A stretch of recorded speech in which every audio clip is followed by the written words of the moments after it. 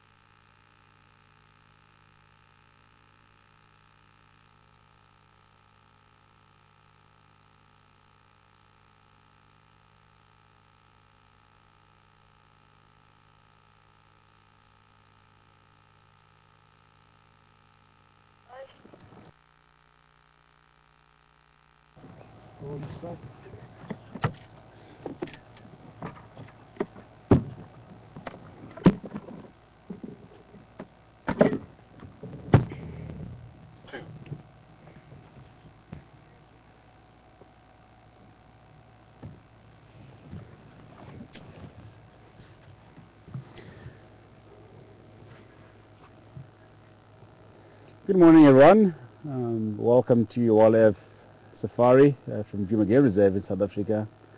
And my name is Patrick. I'll be presenting and stay behind the camera.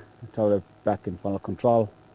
Still overcast morning. The clouds are moving from the south to the north, and we'll see how it goes this afternoon. So please join us and enjoy the game drive.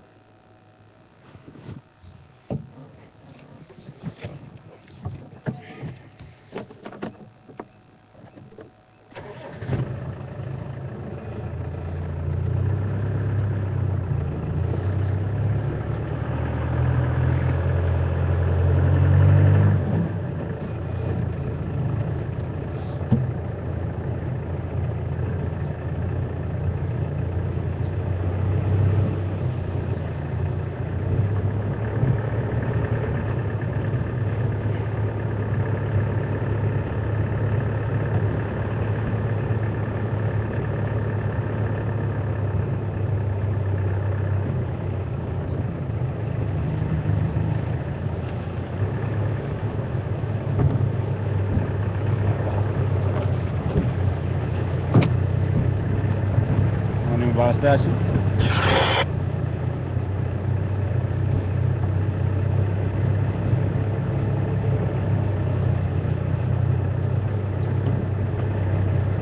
Is there any Djuma Stashi mobile this morning?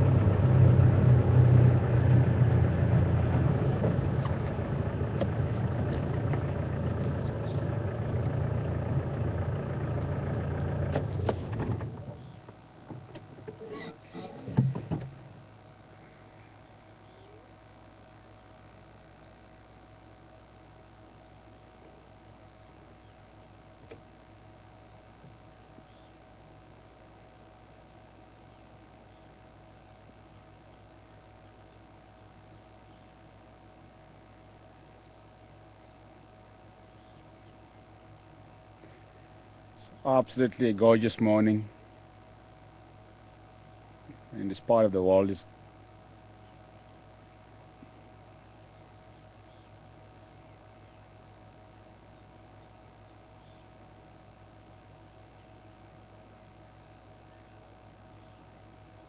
stunning landscape as well. And as far as you can see, that is the Greater Kruger National Park. Very pristine wilderness area. And some other parts of the Kruger National Park, and man has never set foot before.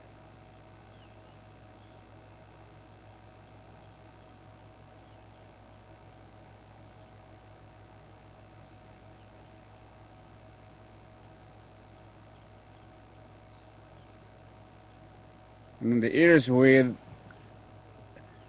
the man has never set foot before, within the Greater Kruger National Park, and the animals are still very wild.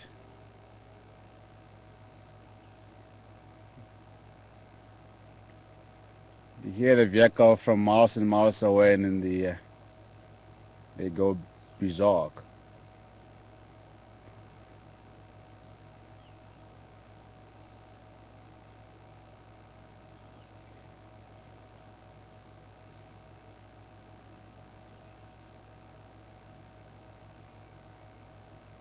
And it's very difficult to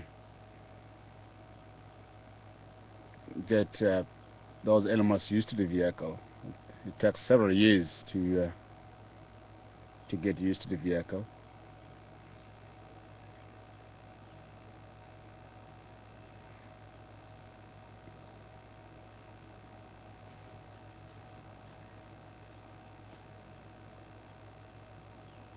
So there's no fences between us and the Kruger National Park. So it's a vast open game reserve.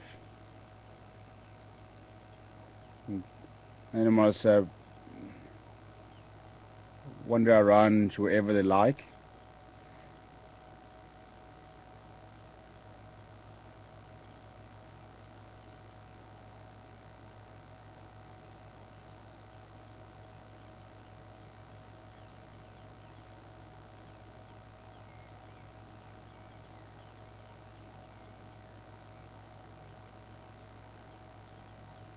And further east of the Kruger National Park, there's obviously Mozambique.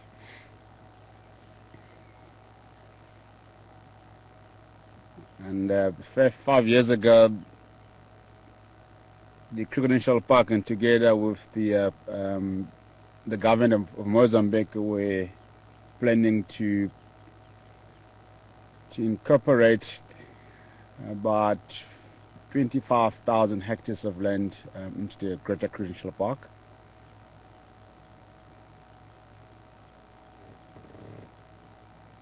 I don't know if it did happen or not.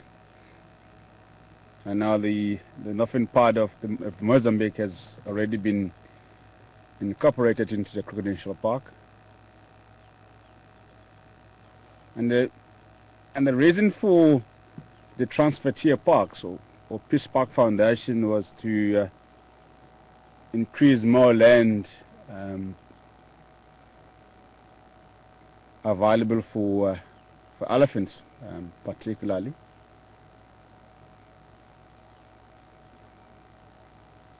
As the elephants are overpopulated in the whole of the Kruger National Park.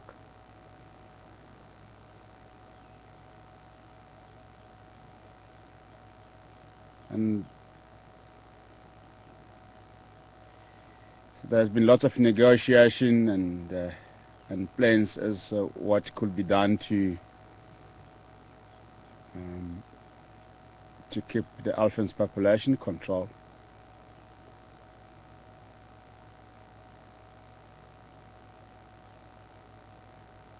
There's lots of things have been done to try and keep the population control. Sterilization has been done, contraception has been done to the females, and and unfortunately did not work.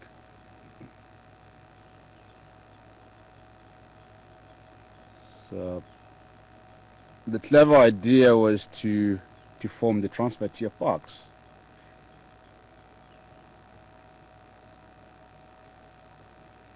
And a few years ago, the Kruger National Park has translocated some elephants into Mozambique, and unfortunately all the elephants that were translocated into Mozambique came back into the Kruger National Park within 3 months, which it was obviously a waste of money and energy.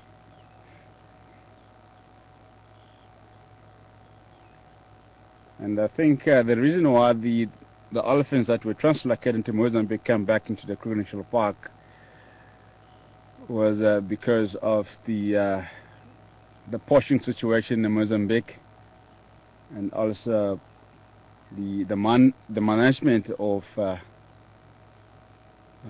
wildlife and the bush, obviously, because the people in the countryside of Mozambique are still very, very pure, and they're very, very creative people, obviously.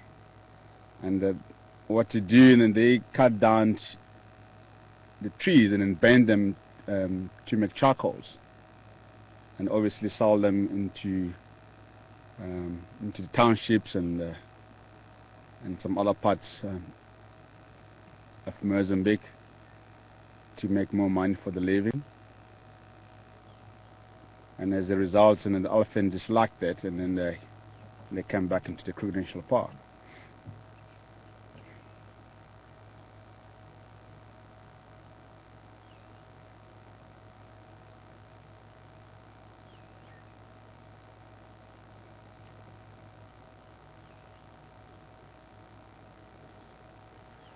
Alrighty, let's continue.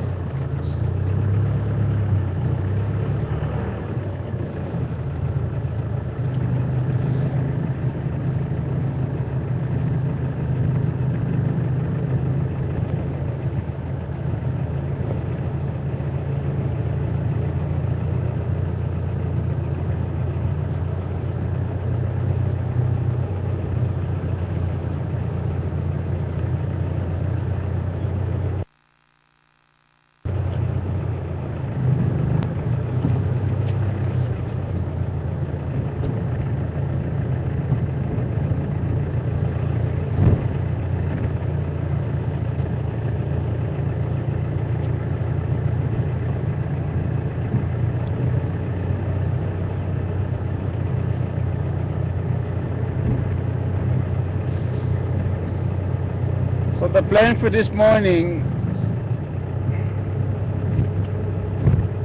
we're gonna start stretching around in the southwestern part of the concession, and slowly make our way to the east and north, and see what we can find. We're just gonna try and cover as much ground as we can, looking for tracks. And so hopefully the nocturnal creatures were out and moving around during the night. So if we do find tracks, then it will obviously give us an idea where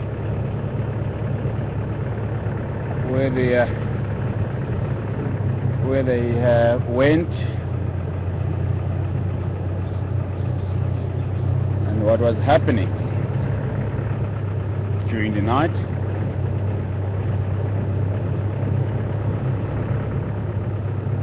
A little while ago, I had the hyena crackling way in the distance in the south.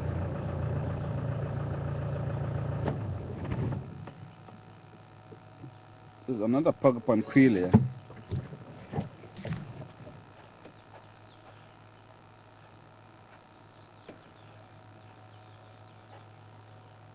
This is very, very fresh, yeah. It's obviously from last night, and they're becoming more and more active, the porcupines in this area. And this is the area where I often see the porcupine calls. Just along Zoe's Road, in Pala Plains, Rebecca's Road, that area. So they're obviously utilizing this road during the night, moving around and foraging for food. It's nice and fresh from the dew this morning.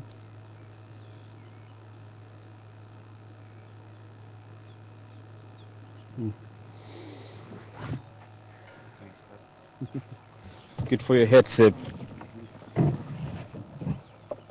That's what the local people do. They collect the porcupine calls and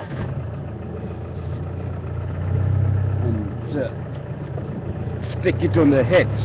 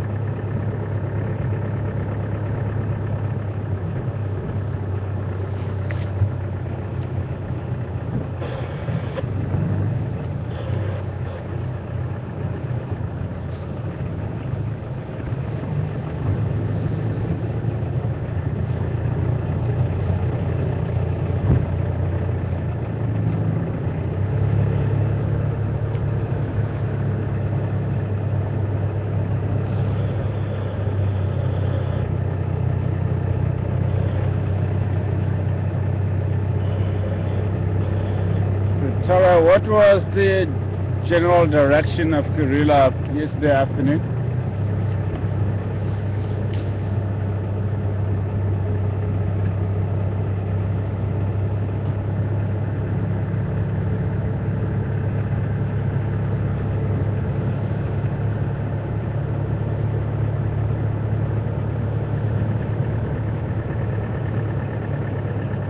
Okay.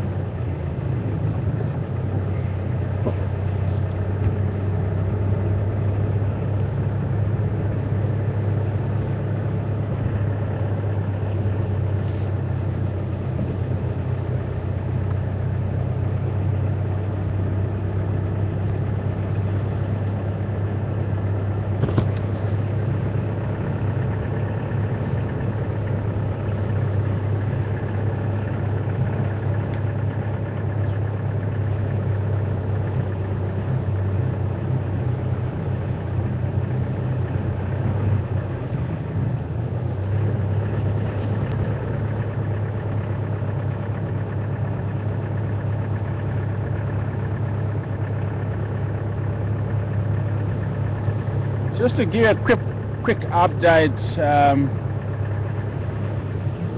from our PM safari yesterday afternoon.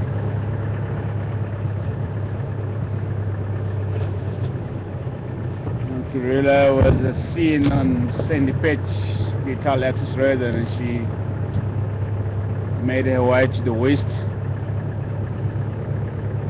towards Zimbambili.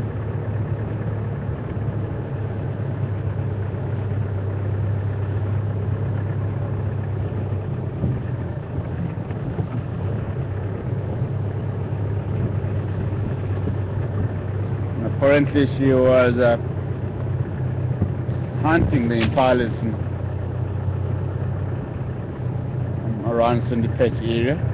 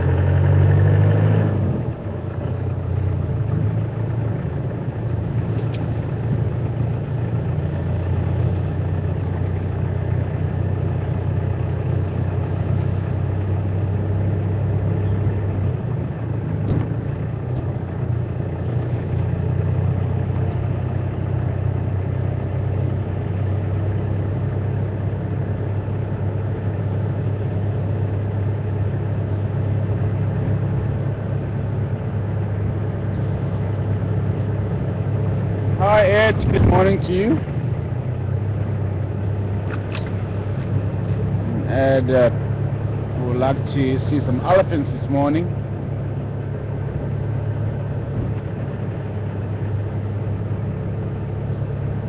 We'll try our best, Ed, to find you some elephants this morning. Lots of elephant activities all over the concession at the moment.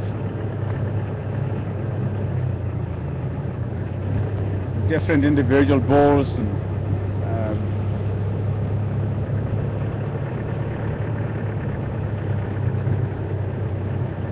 as well as the breeding heads.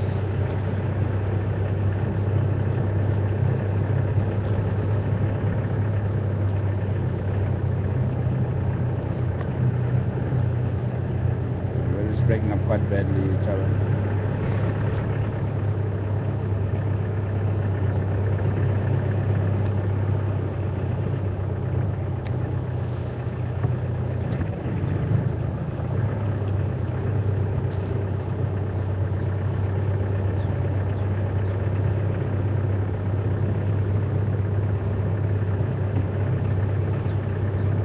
Oh, Bets loves elephants. That was Bets asking if we can find some elephants for her this morning. They're also my favorite.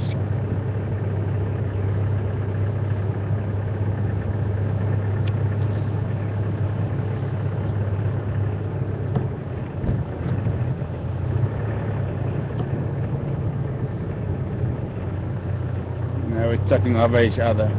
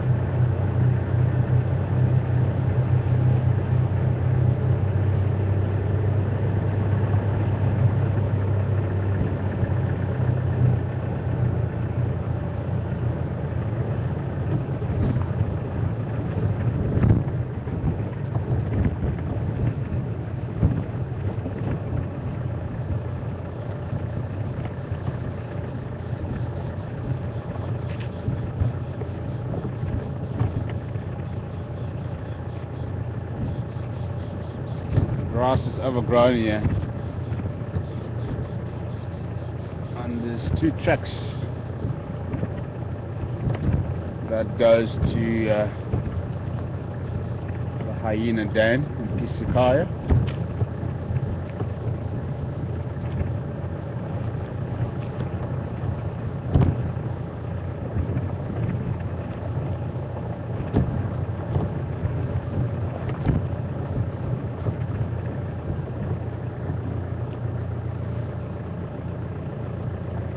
This obviously shows that no one has been here lately. That's why the grass is overgrown to some degree.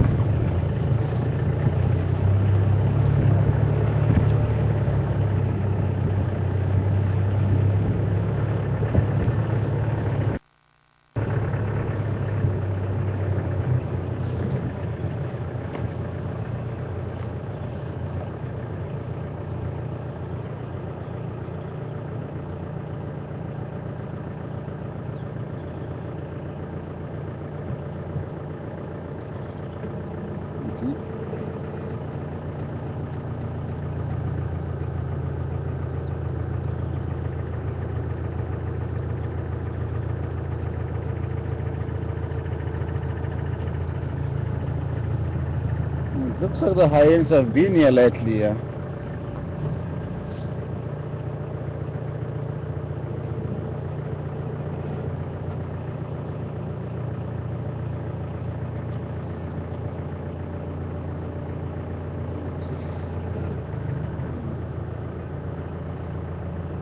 Some fresh tracks here, possibly from last night.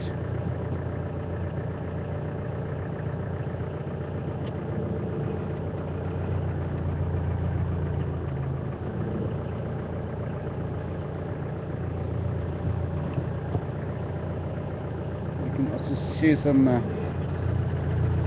relatively fresh tracks and at the entrance of the den.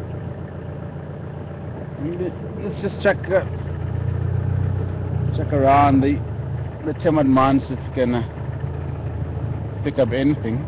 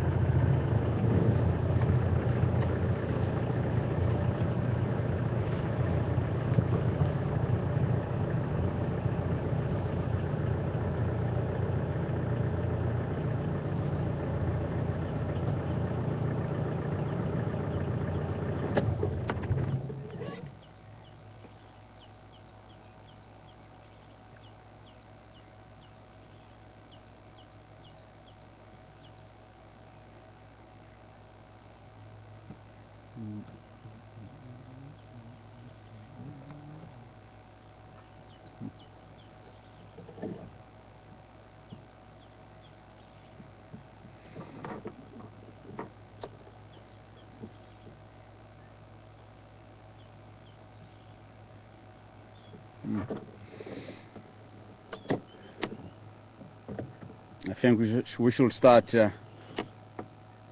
checking this den site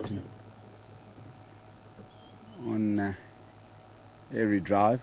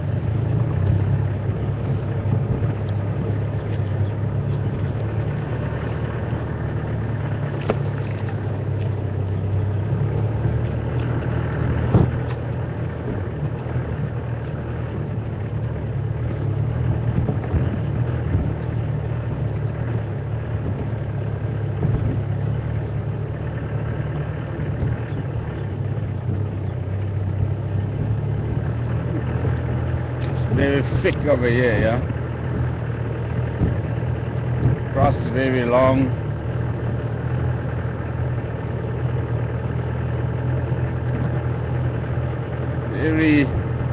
Every time I go out on the game drive, and I see a slight difference into the vegetation.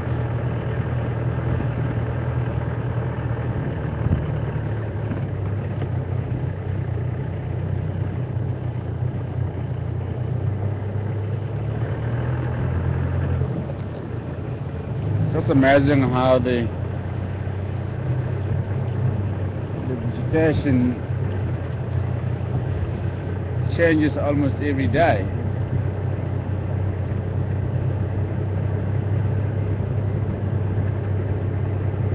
And 2 weeks ago, and it was not as dense as this, and the grass was also not as long as this.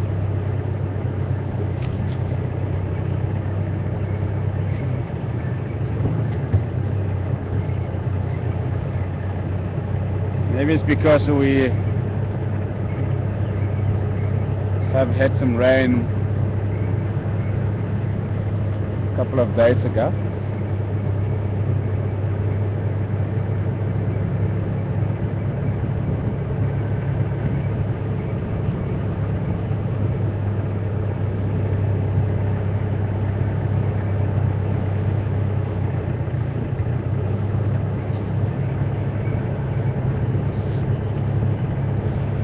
Kathy, good morning to you and welcome on board.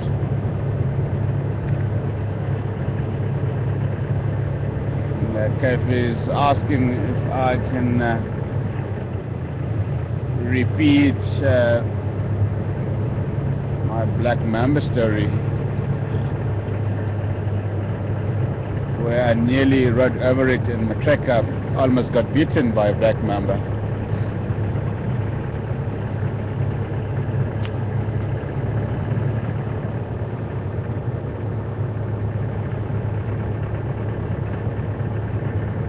There was a lion sighting in some way in the northern part of the Timber White Reserve, and my guest hadn't seen lions, and since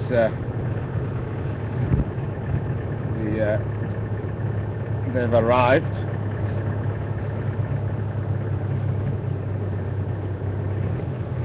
and they call in the lion sightings way up in the north, and I was cruising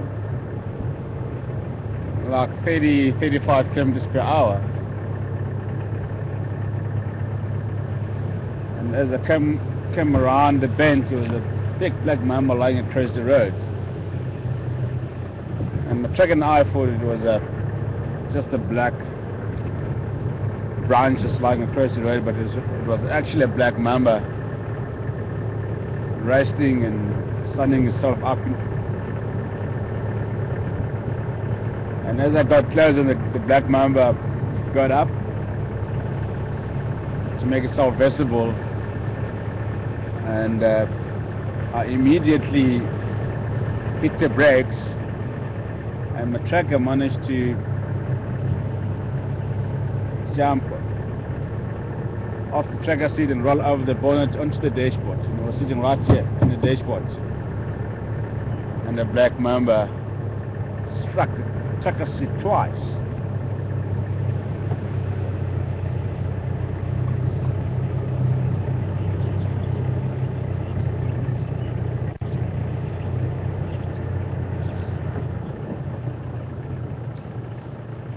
That was very, very scary. There's a high in the tracks here. Could have been a hyena that I had crackling a little while ago. Trucks are very, very fresh here.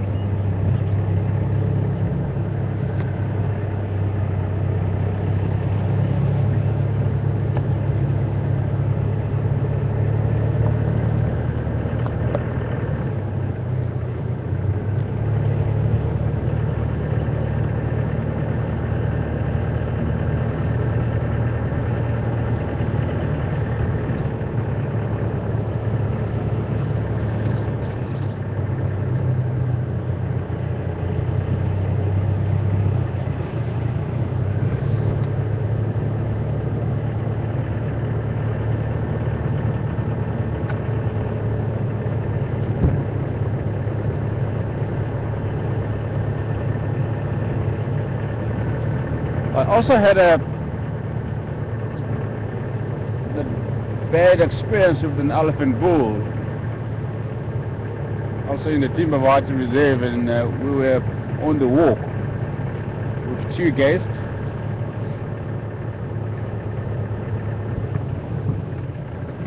And I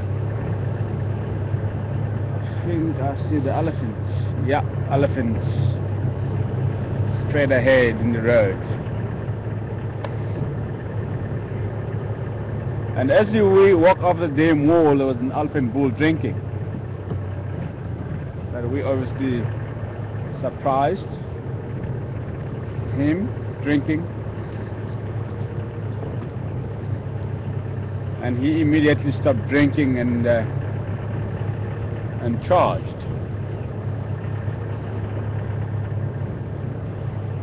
And we stood our ground as the golden rule. My guests were fine.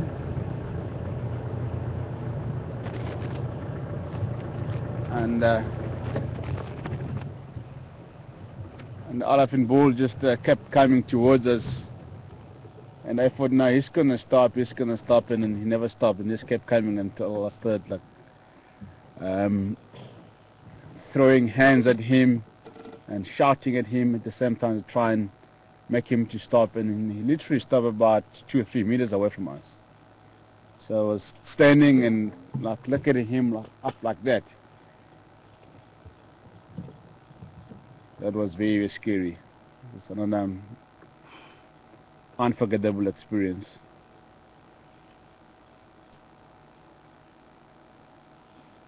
And he couldn't let us move, and in every slight movement we made, and then he just kept charging, and we had to freeze and allow him to do his own thing. And a few minutes later, and he decided to leave us alone, and he just walked along the dam and started feeding.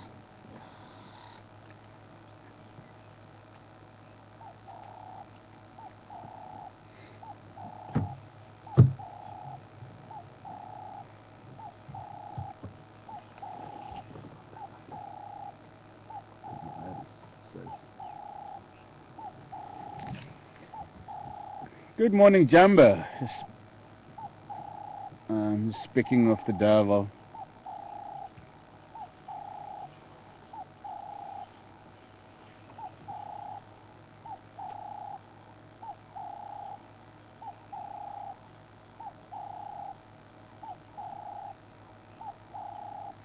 It's a big Jamba, a gently giant.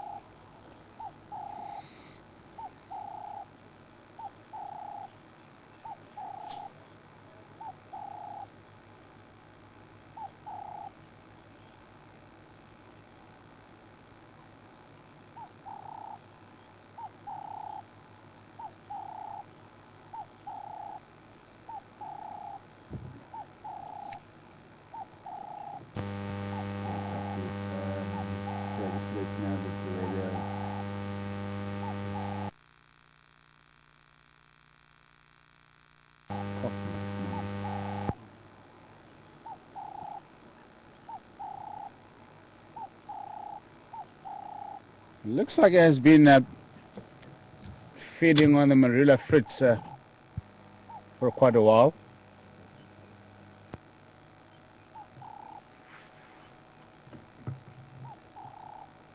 You can see where it's been walking around the tree and it flattened the grass.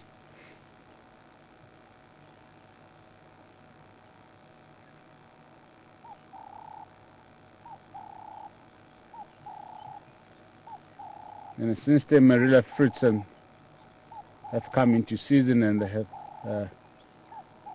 have become the major diets of the elephants.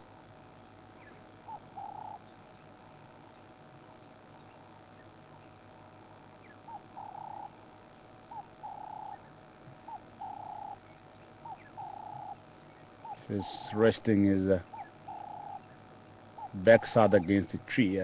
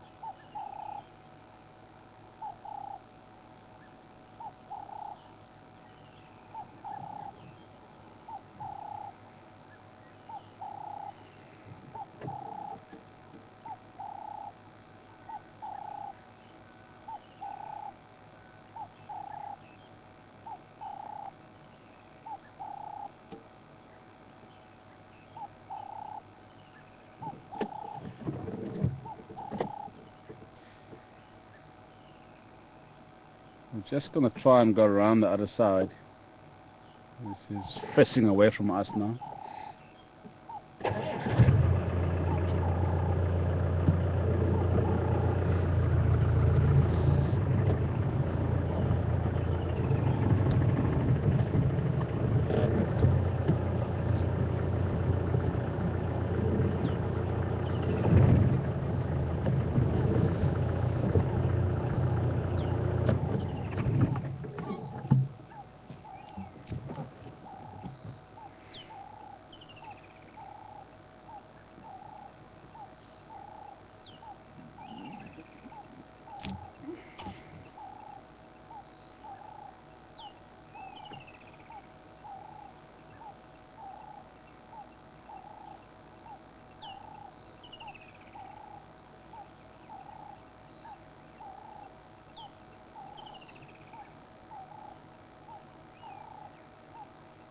Elephants are so fond of the marula fruits.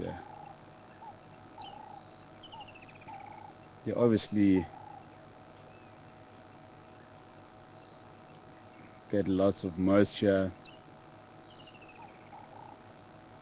and nutritional values.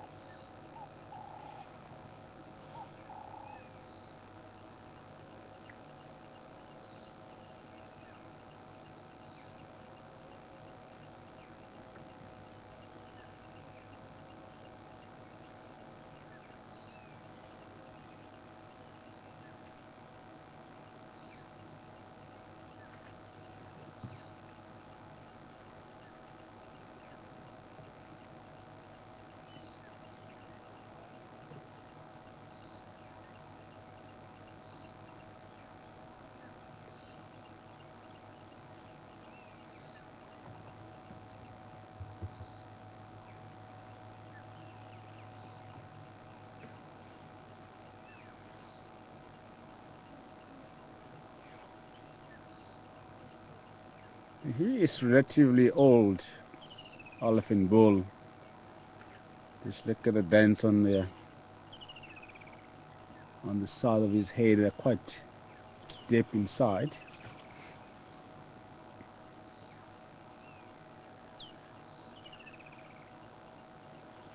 And also the dents on his forehead are also quite deep. So he will be about 50 years old.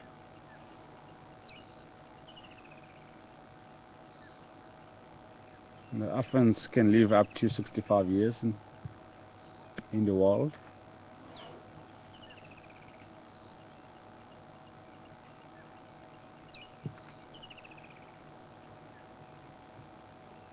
And the elephants' life expectancy depends on the food that they eat.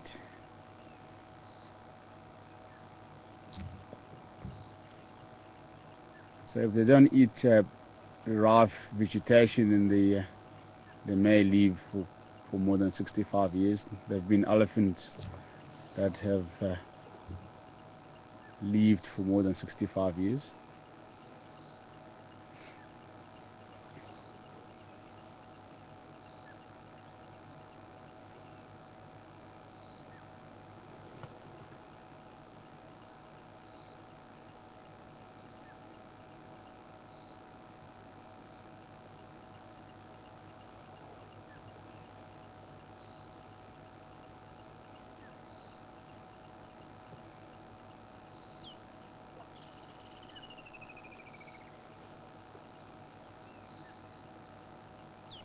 It's a very relaxed elephant bull.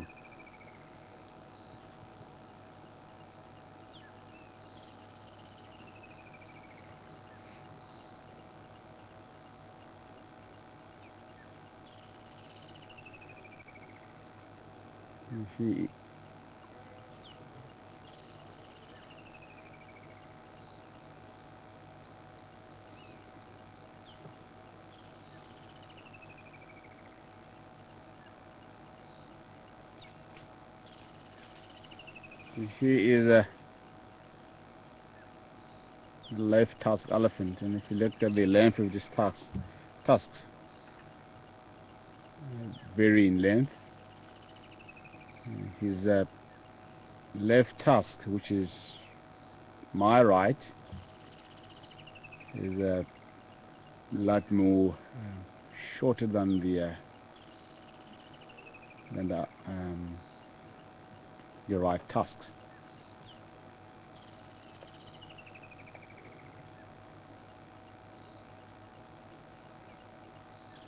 So elephants are like humans, and then you get people who are left-handed and you get other people who are right-handed, so the same applies to the elephants.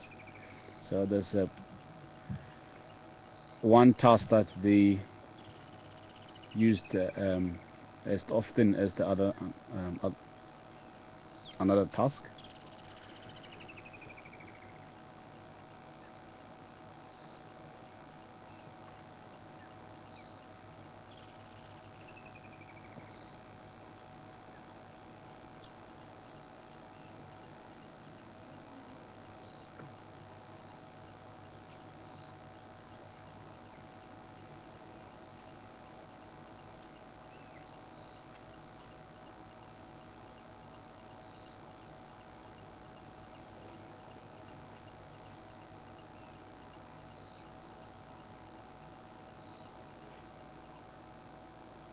Majestic creature, yeah.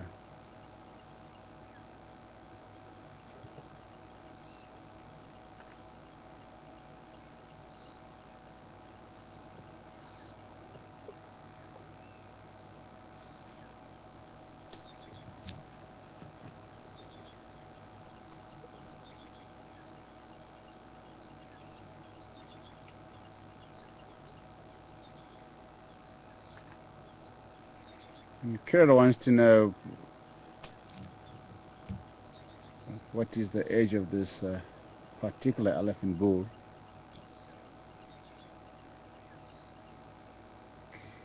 He will be about 50, yeah, Kira, as I said.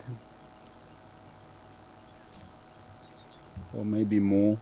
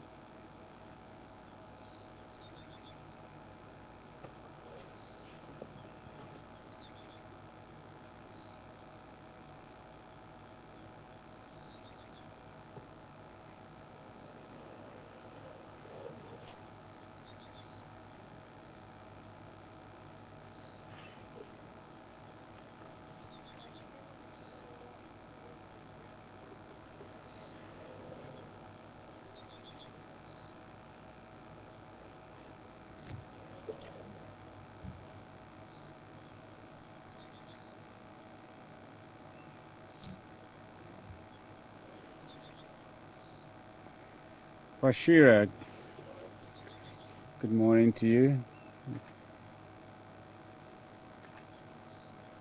Do the elephants get intoxicated just by eating the marula fruits?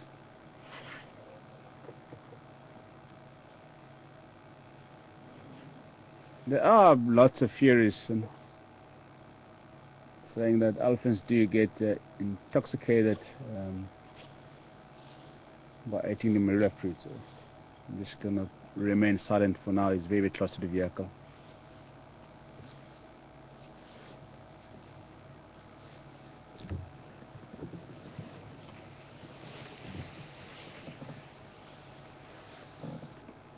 Wow. My goodness. No, He was... that guy read my soul right just now. He saw everything inside me. Like, that was intense, but... Very intense, yeah. Sure. Wow. He was this much close to the vehicle. Very, very close.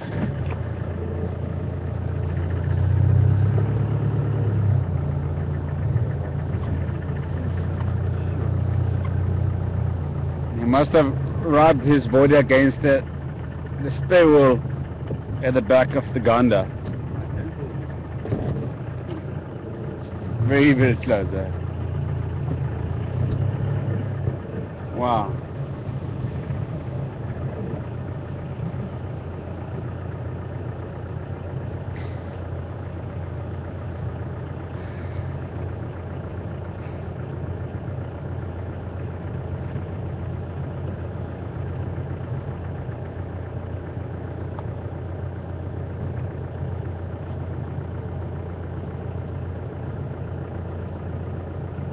I'm just gonna keep a distance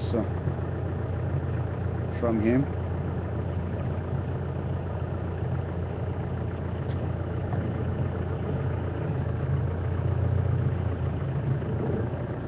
Let's go into the next marula tree.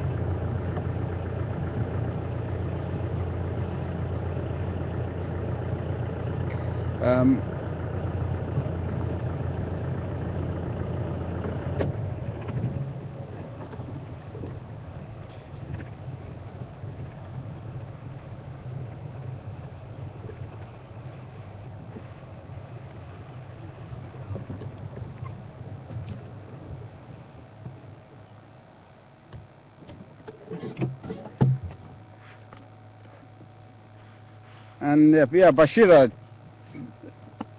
It's asking about an elephants if they do get intoxicated by eating the marula fruits. I don't think so. And as I said, there's been lots of theories about people saying that the elephants do get intoxicated. So if you look at the size of an elephant, it's very, very big, and then for an elephant bull like this size, and to get drunk from eating the marula fruits, and it has to eat millions and millions of marula fruits before it can actually get drunk.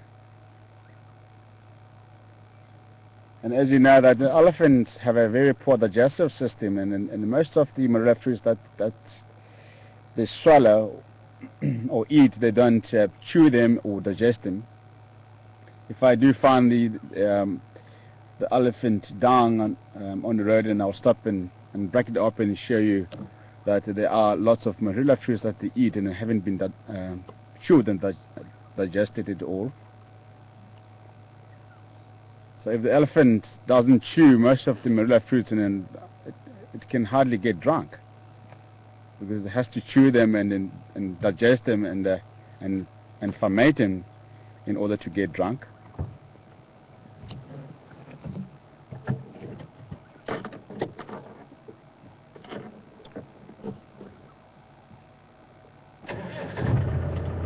Unless if the marula fruits stay in the elephant's stomach for a number of days, and then it may eventually get drunk. But if the elephants eat and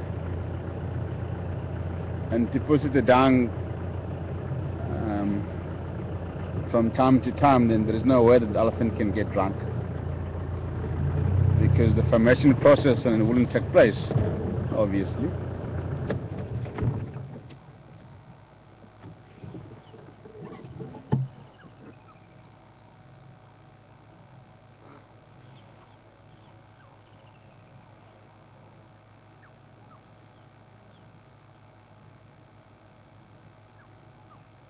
And I can also swallow the marula fruits, and then I wouldn't get drunk. And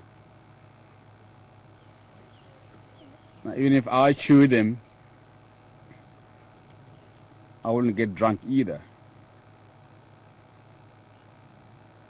And the human's digestive system, it's more effective than the elephant's digestive system.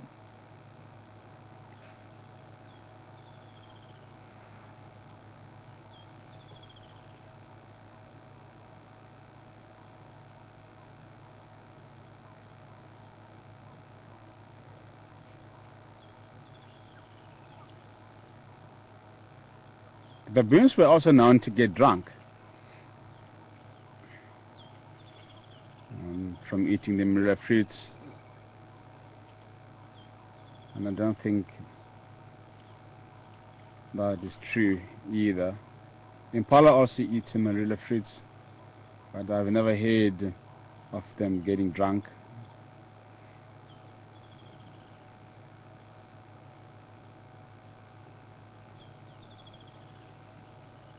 So the fury has only been to the elephants, because they love them a lot than the other animals.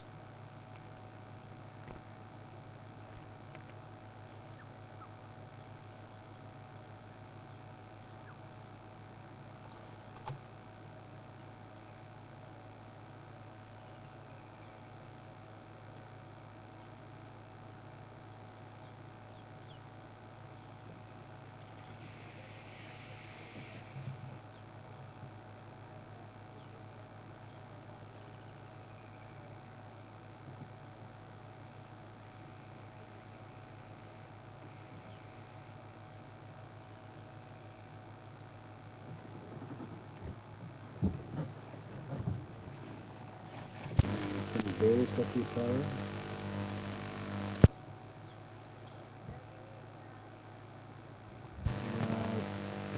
Two other parts.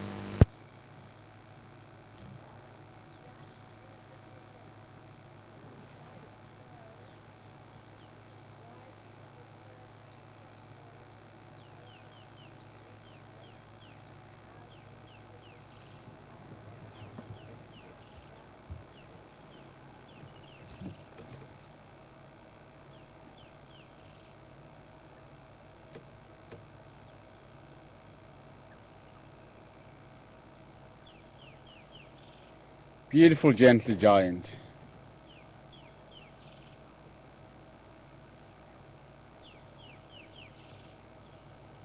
Walking down the road.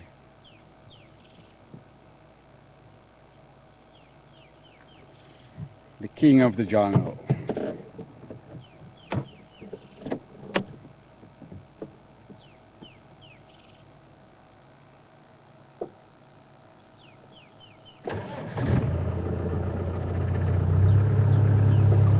Jack in Virginia, good morning to you.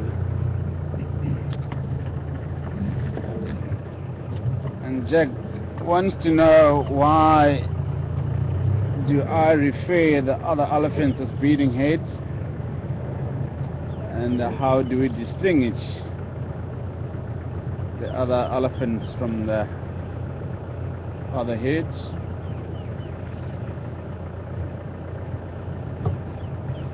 Jack, just to begin with, the breeding head is basically the family unit that consists of related females and the previous offsprings and babies, and sometimes accompanied by a couple of older bulls.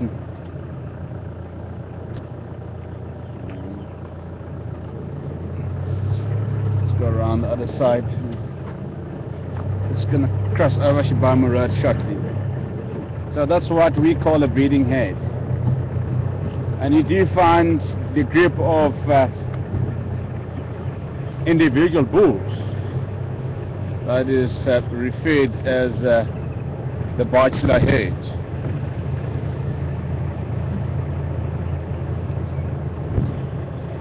So that's how we distinguish between the group of individual bulls and the breeding head.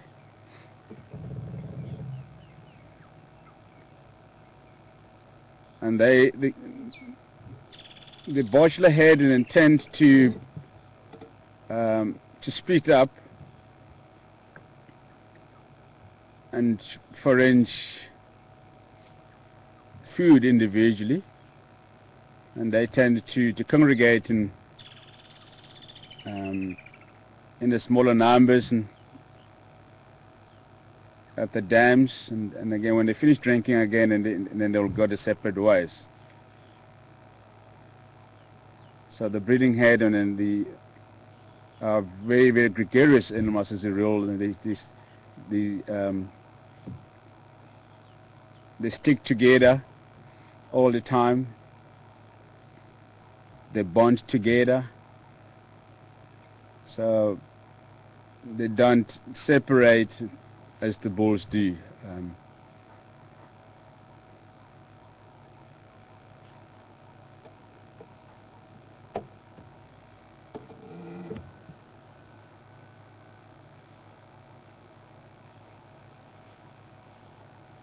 And the bulls tend to move between the different breeding heads, checking on the reproductive status on the females, mating for them, and move on to the next group again.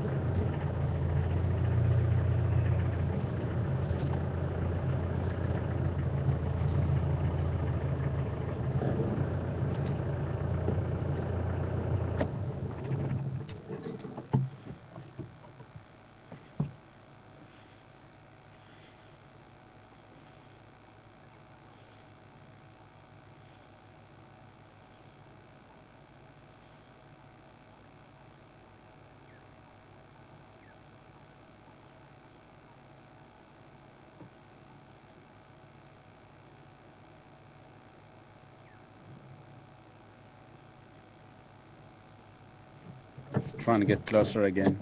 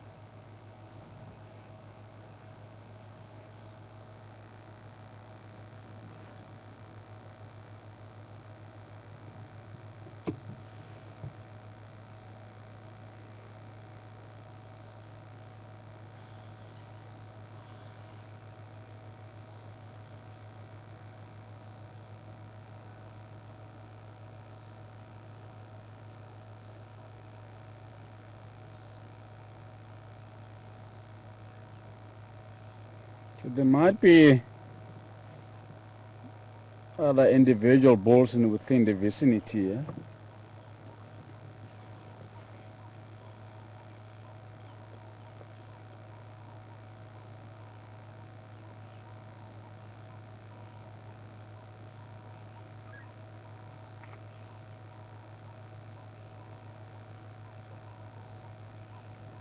So it is usual for a large elephant bull like this one to be by himself.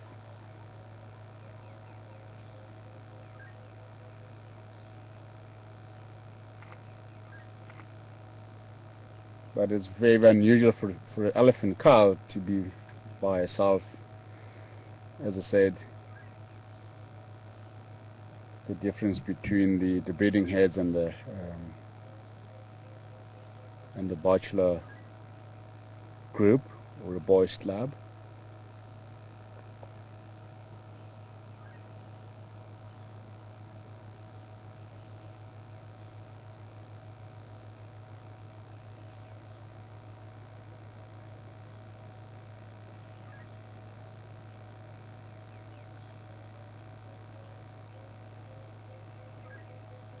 Nice thing about the elephants is that they communicate with each other constantly.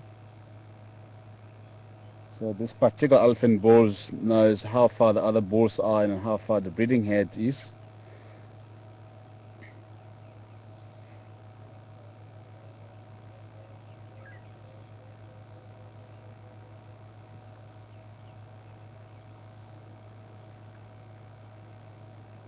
So they constantly send a message to each other. There we go, look at that. Wow. I almost got some in the car. Yeah, I was also worried about it. Yeah, that some treats might land into the vehicle.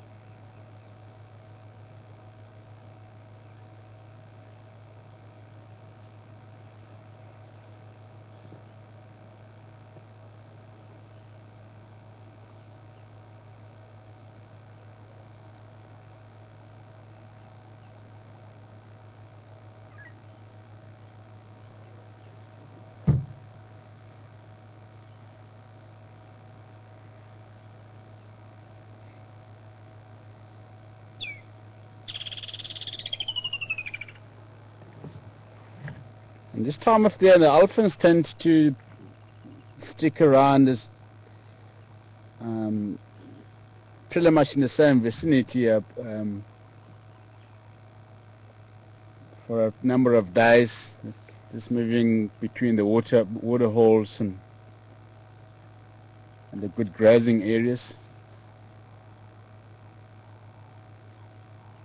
Whereas in the dry season, they tend to cover a considerable ground to look for something good to eat and also the permanent water sources.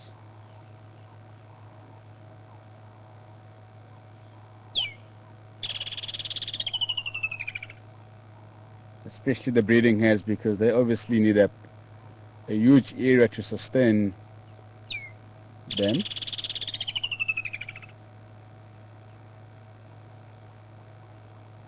So they generally cover huge ground almost every day.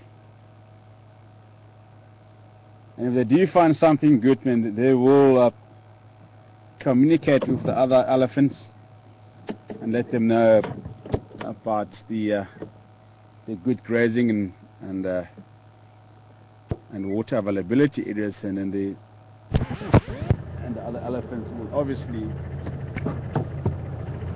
move into that particular area.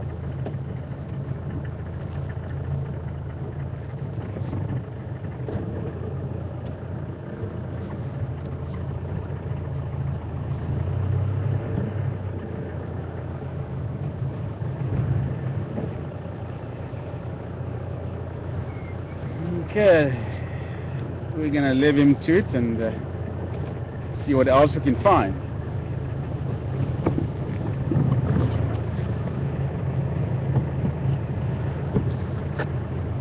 Henry, come in.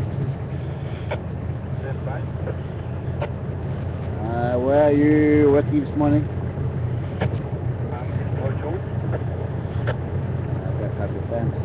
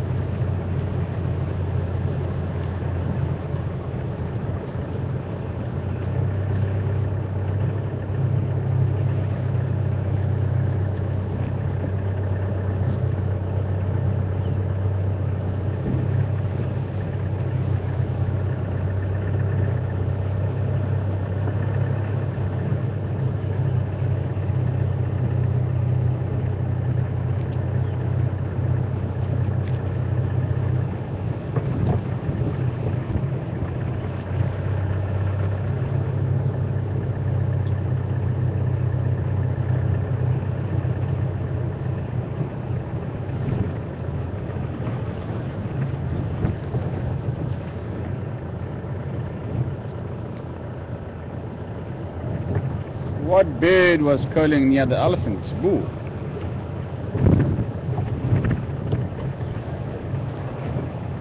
There were a couple of fractal drangers that were flying around the elephant.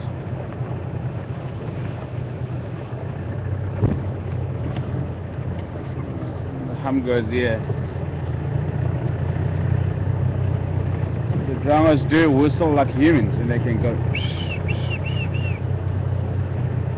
It can be quite confusing sometimes. I remember when I was a child,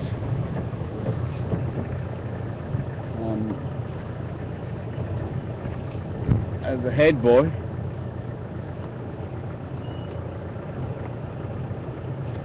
I was always confused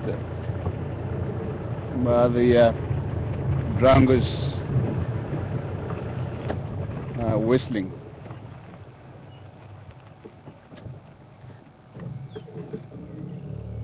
They also mimic the other birds' calls. They can mimic the owl's calls, the eagle's calls, and the other birds of prey calls, just to mob them. And then if they do come near the dranga, and then the dranga will start mobbing them, just to keep them away from the nests.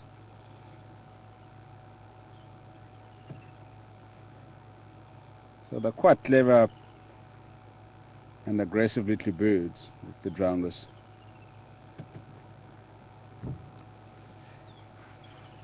Humgoad, the hippo bull.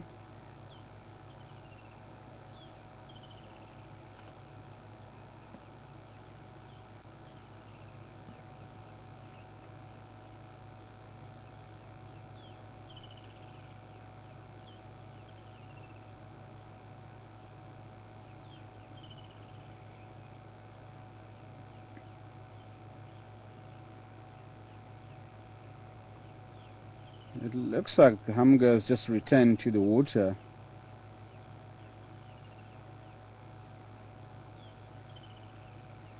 He's still quite active. There's lots of water bubbles on the surface of the water here.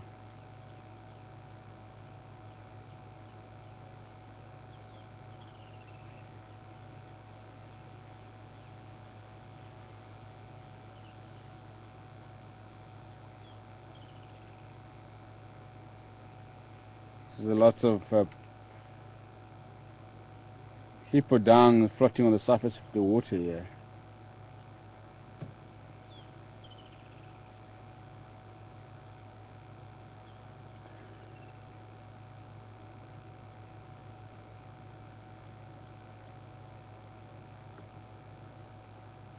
And the hippo dung, elephant dung, and the other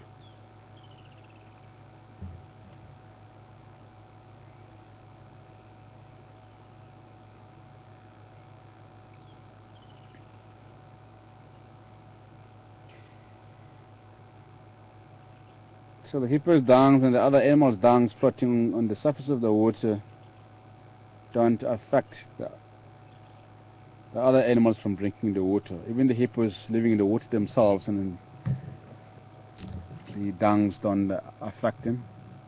It's all grass and leaves and twigs and stuff like that. So it wouldn't make them sick at all. And it's good for the other aquatic species like you fish and insects and crabs, and because they do eat the hippos dung, elephant dungs, to get some more nutritional values.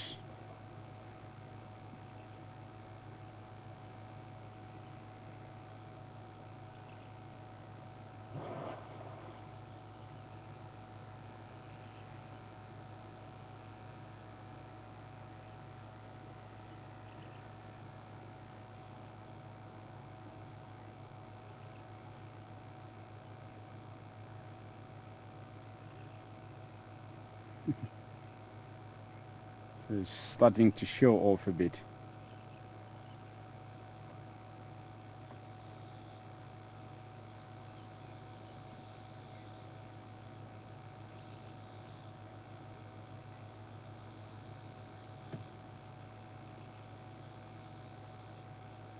Just look at his eyes and twitching rapidly. So I think he wants to lie down for the day, conserve more energy for the late afternoon to go out and graze. But this time of the year, the hippos don't have to travel long distances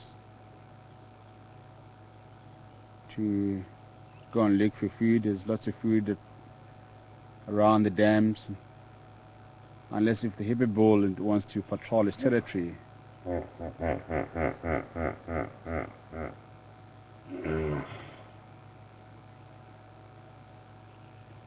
So this time of the year,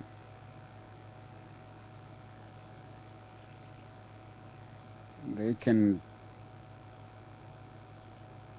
travel about 10 kilometers on average. But in the dry season, when there's a lack of food around they can travel about 30 kilometers a night to look for better grazing areas and patrolling the territories at the same time.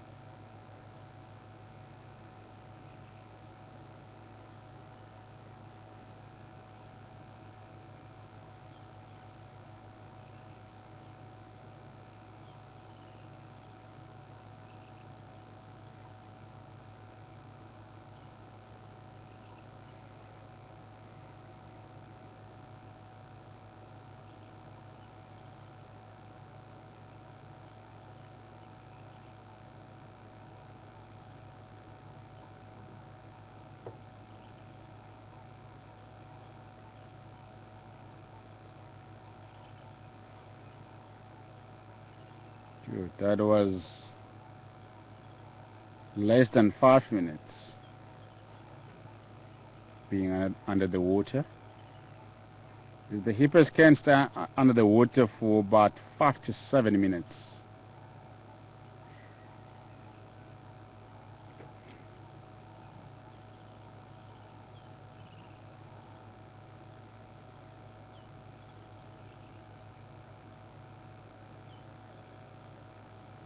It's moving away from us now. Here we go.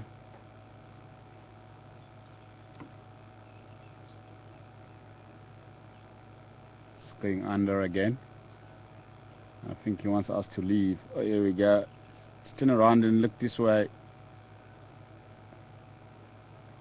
Oh, beautiful. Wow.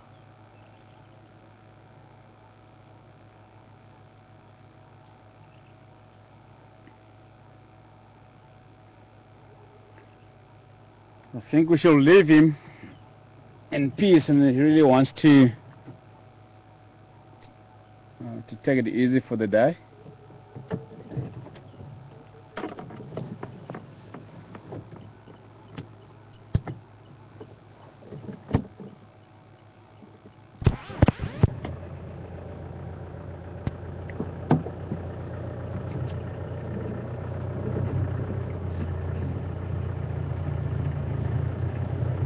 You can hear the Barshall's roan bird calling in the foreground.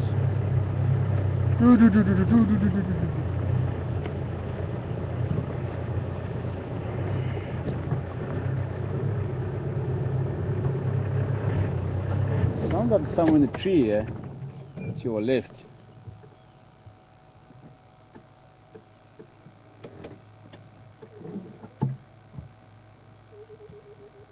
There we go.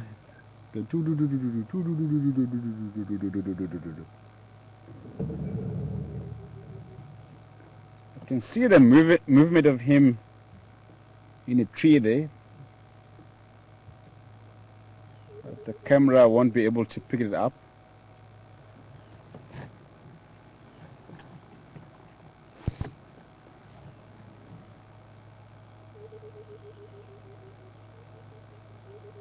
They're very shy birds, and they never hang up, and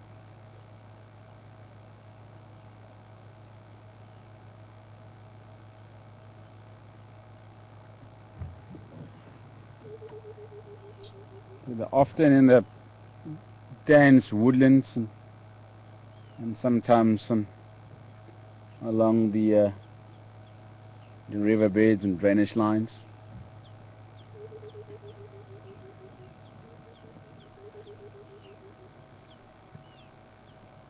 There's no one responding, way in a distance.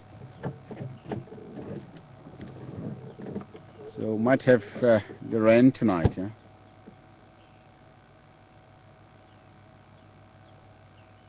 Because the local people believe that the cuckolds can actually predict the rain. So if you hear them calling, then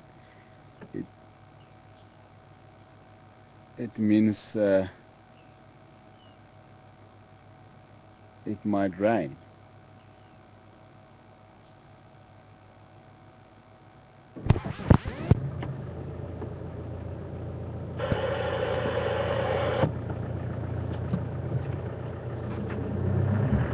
But at the moment it looks like the clouds are lifting up. We might have the sunlight. You never know, and then it might change during the course of the day. The clouds might start building up and rain.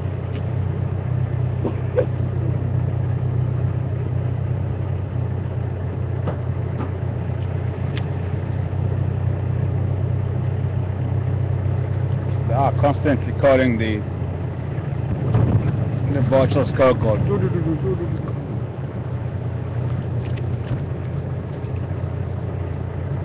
And the call sounds like the water pouring out of the bottle.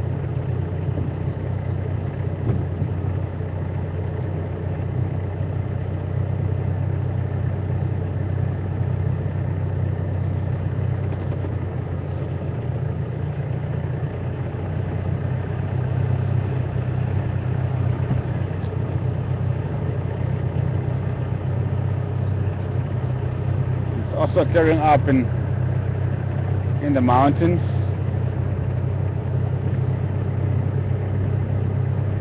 I can see the blue patches in the sky.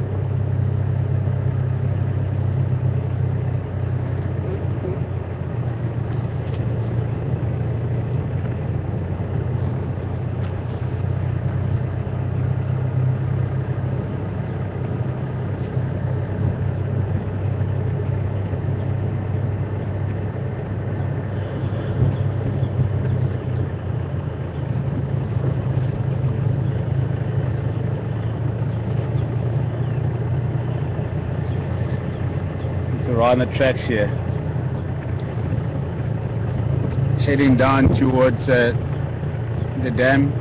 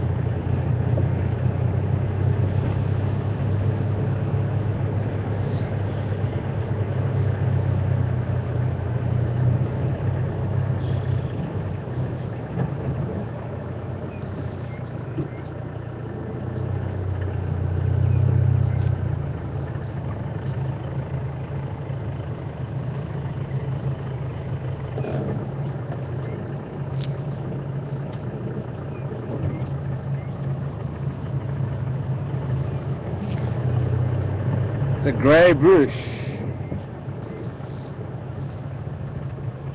It looked like a rhino among the vegetations.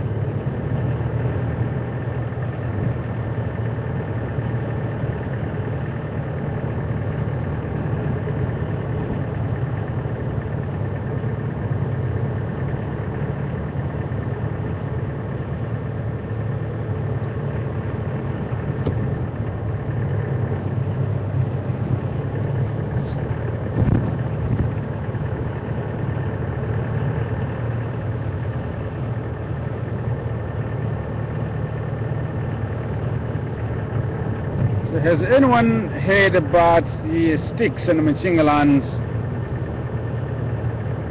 down south at Malamala? I haven't heard about the sticks, especially the new cubs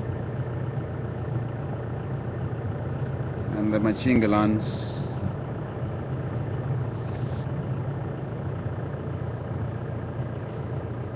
It will be interesting to know about the but the stick spread.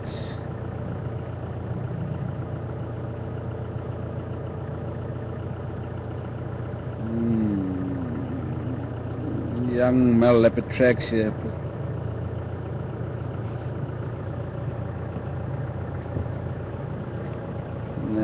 Trucks are relatively old.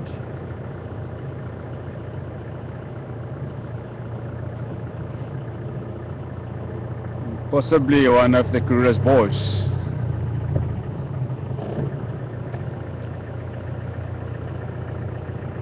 Oh, the white-cloth sun.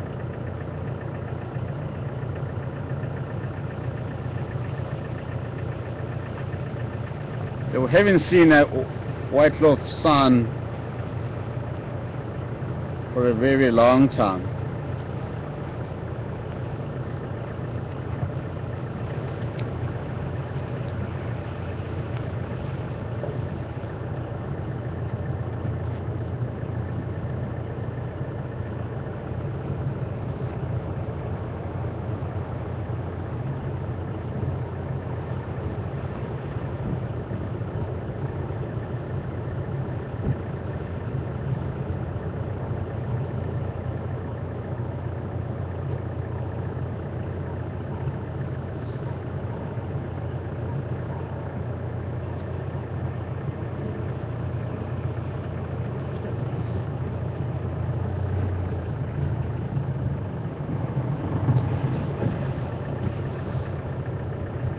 So it will also be interesting to know about the Mapogos in the western sector.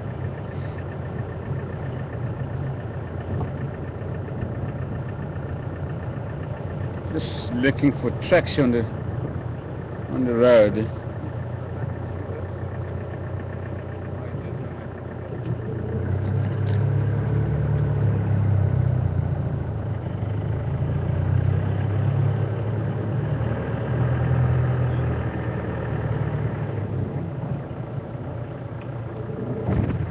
Timatman. A great Timatman there. Behind the military. This side.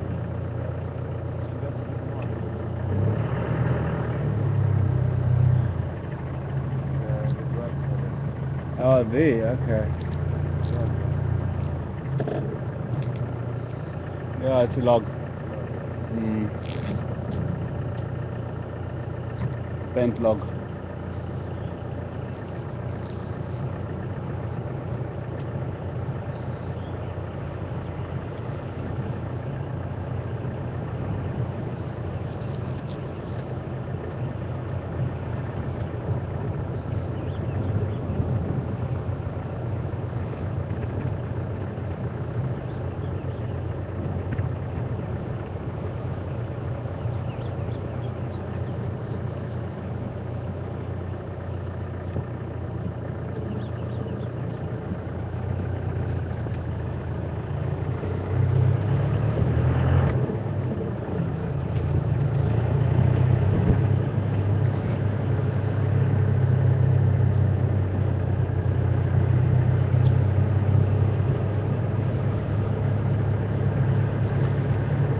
I think a white-cloth sun might be operating in the south, just around the Chitwa and the Shagari, that area.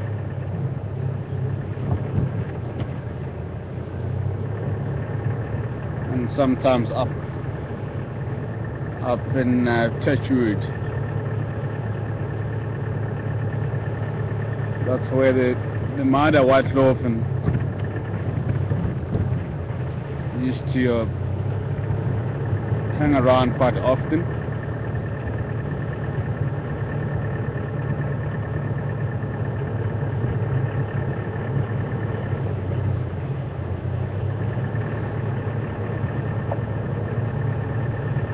So he might attack over his mom's territory. He obviously knows the area very well, and he was born in that area.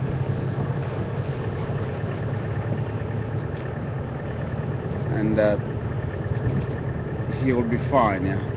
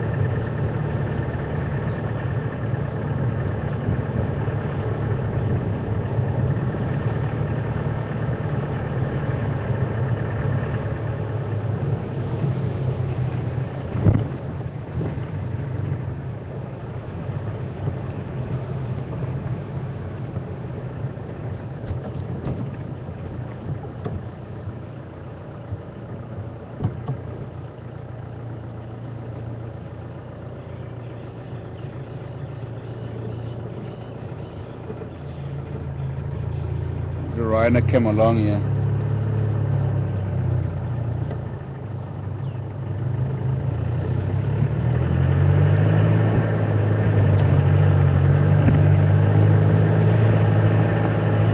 He must have been patrolling his territory last night.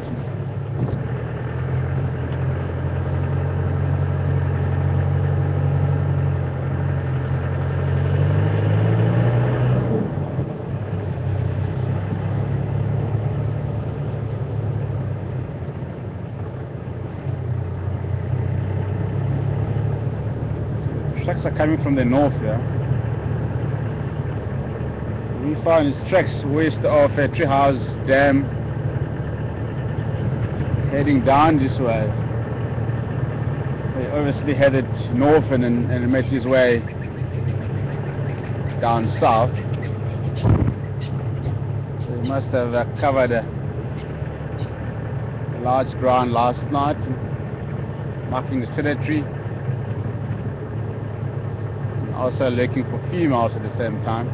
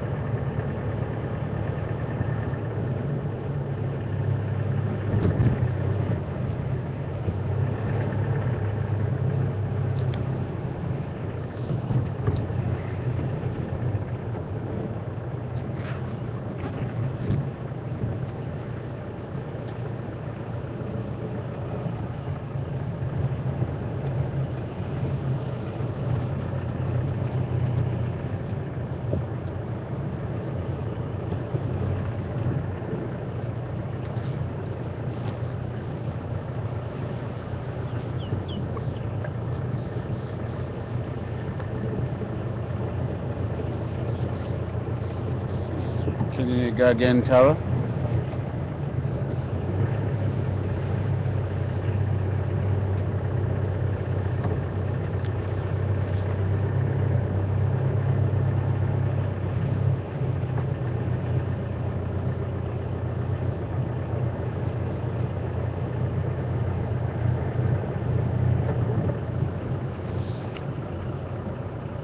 This rhino ball has been everywhere, yeah,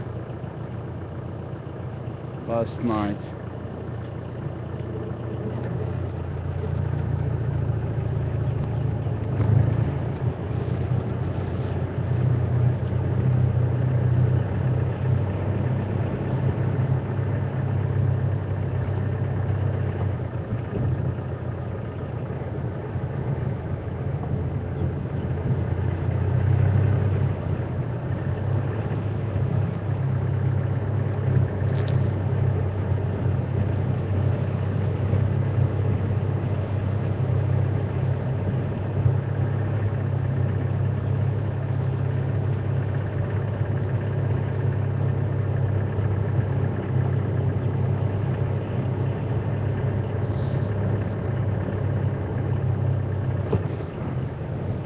Approaching Chalapan.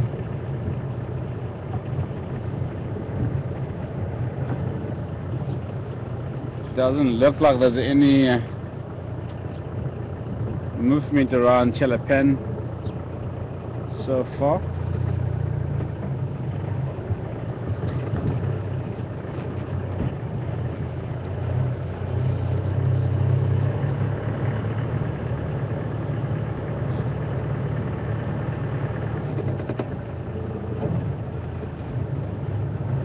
It's one of my favorite waterhole on Western Gari, especially in the dry season. And the Chelapen pumps a lot of animals, and you often find rhinos and wallowing in at Chelapen, elephants also, boys almost every day. Spend the whole day at Chelapen, and leopards and lions also tend to chill around Chelapen. I'm not going to go further south. It is starting to drizzle that side of the game reserve. I'm gonna try and avoid this rain.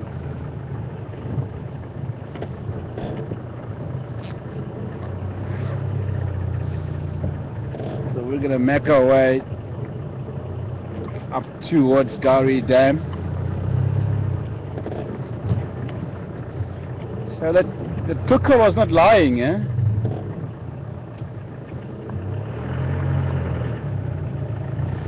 The cooker's predictions were right.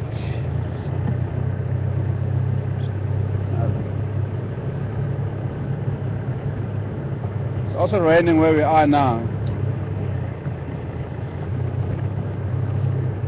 You should. Yeah.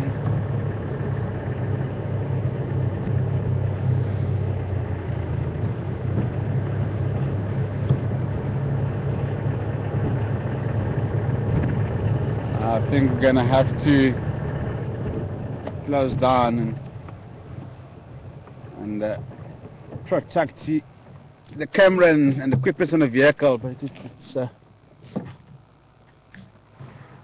drizzling quite heavily now, unfortunately, so we're gonna have to shut down everything and start making our way back towards the base. If it does stop, and we'll obviously head out on a game drive again, and I'm just gonna head back to the base and do a Q&A.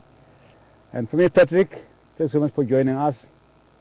We had some nice elephant bull and lots of rhino tracks all over the place, and we'll see how it goes. So stay tuned, and I'll be talking to you in final control shortly. Bye for now.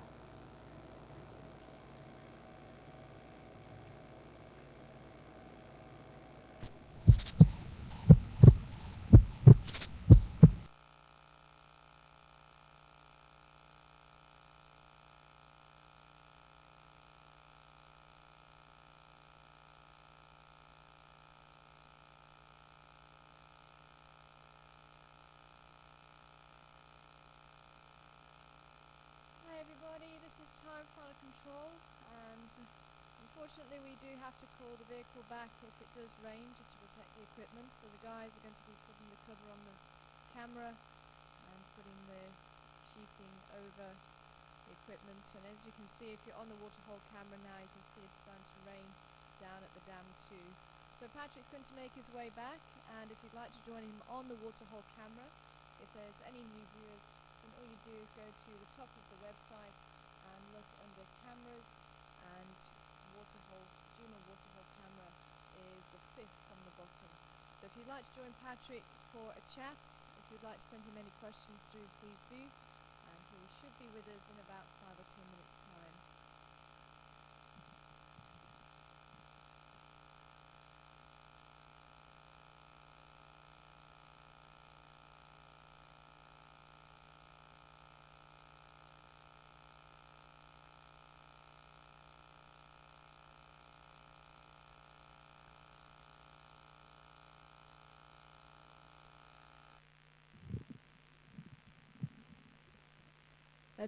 Sorry about the rain, unfortunately we can't do too much about it, but if you would like to join Patrick for a chat in about 5 or 10 minutes time, then please go to the Waterhole channel, and if there's any new viewers, all you need to do is go to the top of the web page under cams, and it's the 5th camera from the bottom, Juma Waterhole camera.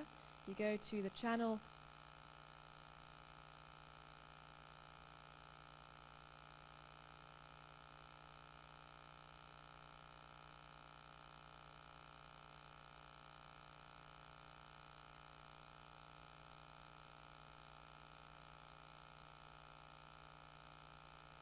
much for joining us. Hopefully this rain will subside and we'll be back out on safari. Keep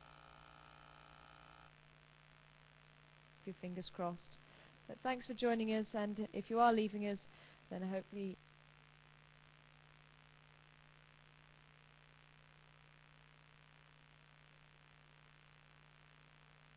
you can join us for our afternoon safari, which is going to happen. But for those of you who'd like to stay and join Patrick on the Waterhole camera, then please do.